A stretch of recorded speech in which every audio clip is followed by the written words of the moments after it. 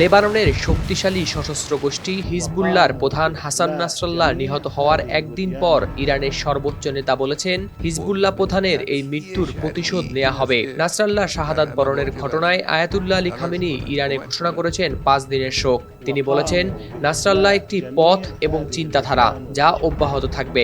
29 September রোববার এক প্রতিবেদনে এই তথ্য জানিয়েছে সংবাদ মাধ্যম আল জাজিরা।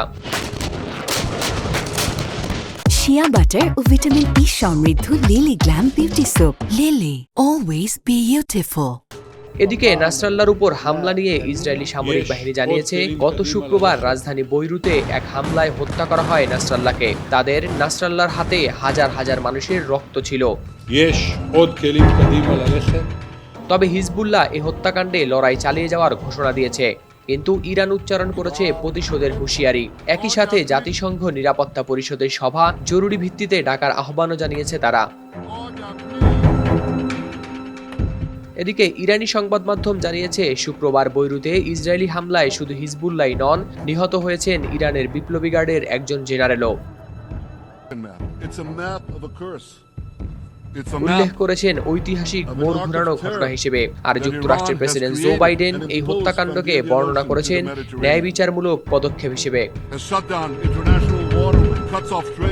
ইসরায়েল ও হিজবুল্লাহর মধ্যে প্রায় 1 বছর ধরে চলমান আন্তঃসীমান্ত লড়াইয়ের পর এই হামলা এখন আশঙ্কা তৈরি করেছে বিস্তীর্ণ অঞ্চলে যুদ্ধ ছড়িয়ে পড়ার। সেই ক্ষেত্রে আয়াতুল্লাহ খামেনি এখন কি সিদ্ধান্ত নেন তার উপরই মূলত নির্ভর করছে মধ্যপ্রাচ্যের পরবর্তী ঘটনা প্রবাহ।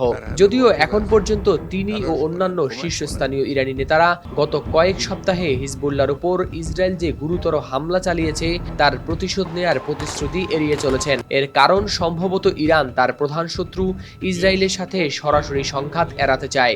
কারণ গত জুলাইয়ে তেহরানে হামাস নেতা ইসমাইল হানিয়াকে হত্যার প্রতিশোধ নেয়ার জন্য যে হুমকি দিয়েছিল তারা, সে বিষয়েও ইরান নেয়নি কোনো পদক্ষেপ। এর আগে শনিবার আয়াতুল্লাহ খামেনি মুসলমানদেরকে তাদের সম্পদ ও সাহায্য নিয়ে হিজবুল্লাহর পাশে দাঁড়ানোর আহ্বান জানান। এদিকে বার্তা সংস্থা রয়টার্স 2 আঞ্চলিক কর্মকর্তার বরাত দিয়ে বলেছে, সর্বোচ্চ নিরাপত্তা ব্যবস্থা জোরদার করে ইরানের সর্বোচ্চ নেতা খামেনিকেও সরিয়ে নেওয়া হয়েছে নিরাপদ স্থানে। পরবর্তী পদক্ষেপ ঠিক করার জন্য ইরান হিজবুল্লাহ ও অন্য মিত্রদের সঙ্গে সার্বক্ষণিক যোগাযোগ রক্ষা করছে বলেও জানা গেছে।